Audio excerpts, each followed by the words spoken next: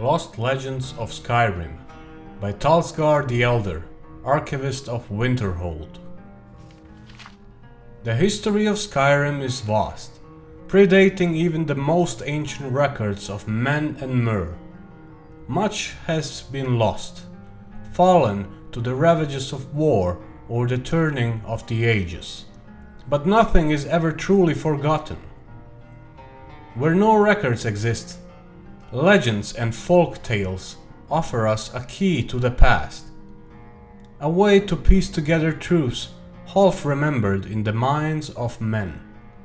For generations, the people of Mortal have told whispered tales of the Pale Lady, a ghostly woman who wanders the northern marches, forever seeking her lost daughter.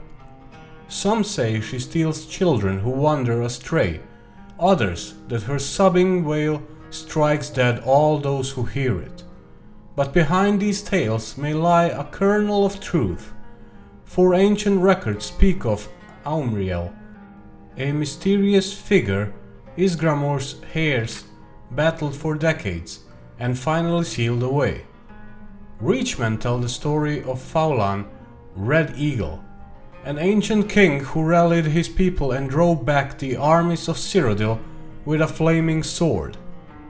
Though accounts vary, they too seem to be based on an underlying truth. The imperial chronicles of Empress Hestra mention a rebel leader of that era who was eventually cornered and slain in battle, at the cost of a full legion of men. But some tales prove far harder to analyze. Among scholars, perhaps the best known is the forbidden legend of the Archmage Galdur. In the dawning days of the First Era, the story goes, there lived a powerful wizard by the name of Galdur.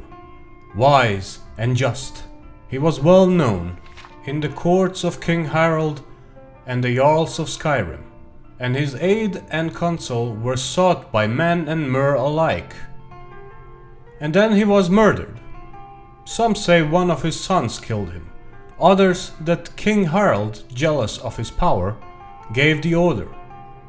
But Galdur's 3 sons fled into the night, pursued by a company of Harald's best warriors, and the Lord Geirmund, the king's personal battle mage. A great chase ensued, from the wilds of the Reach to the glacial north. One brother is said to have perished in the ruins of Folguntur, at the foot of Solitude.